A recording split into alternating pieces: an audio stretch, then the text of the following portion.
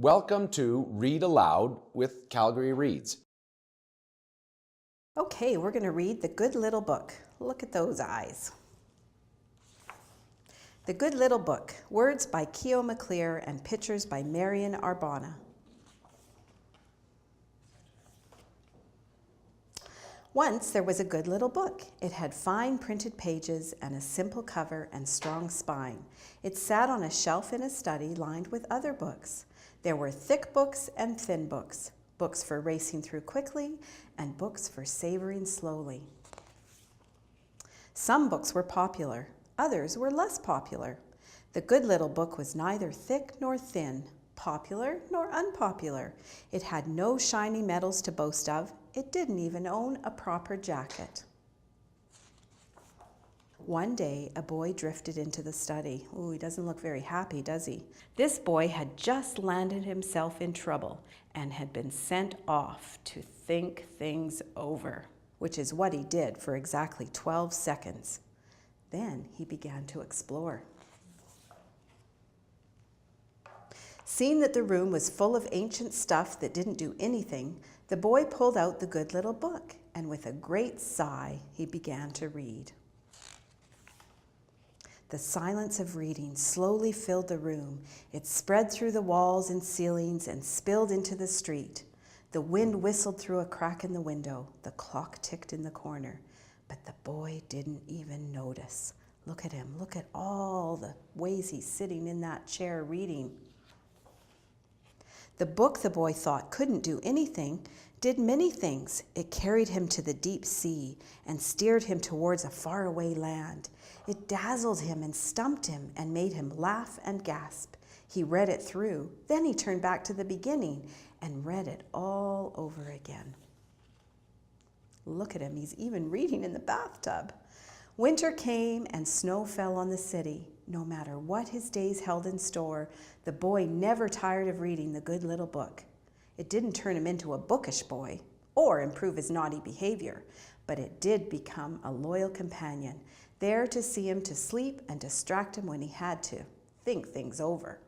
Spring came and rain fell on the city. The good little book continued to accompany the boy everywhere until one day something terrible happened. Oh dear, I wonder what happened. The boy lost his favorite book. He retraced his steps, searching and searching, hunting for hours. But the good little book was gone. He even fell into the garbage can looking for it. In his distress, he pictured the worst: fires and floods, bandits and bears. The boy worried. How would such a good and quiet book survive? What would it do if it found itself at the edge of the unknown or among frightful enemies? You see, the good little book did not have the skills that would help it in the dangerous wild or in the rushing streets. It wasn't even wearing a proper jacket. If only it were a sensible book of languages or a useful book of information. If only it were loud enough to make itself noticeable. The boy sought help, but discovered that very few people have time for a lost book, no matter how good or little it might be. Look at all the people and nobody helping him. He put up posters, he went to places books like to go, until finally he ended up at the library, but his book was not there either. Summer came and petals and pollen fell on the city. As the boy waited for the book to turn up, he began to read other books to pass the time. He space traveled, time traveled, and elephant traveled all over the world and beyond. At first, it made little difference. No matter how many nearly good books he read, the boy still felt that the good little book had been written especially for him. But slowly, his heart began to open to other stories. Can you see what he's maybe reading about?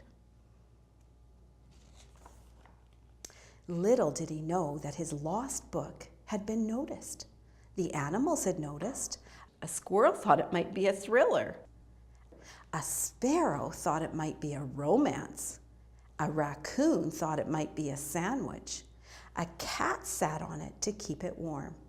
And a little girl had noticed it too.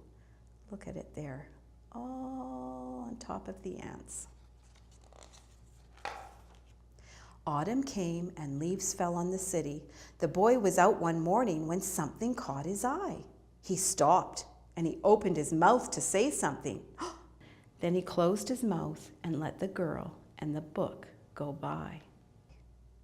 Can you see what she's reading? But it didn't really go. You see, a good little book never completely goes away. In the seasons that followed, the book, the boy, thought too quiet and helpless to survive in the world, did just fine. Look it, there it is everywhere. Everybody's reading the good little book. In fact, you could even say it blossomed. The end. Research shows that reading aloud is the single most important thing you can do to help a child prepare for reading and learning.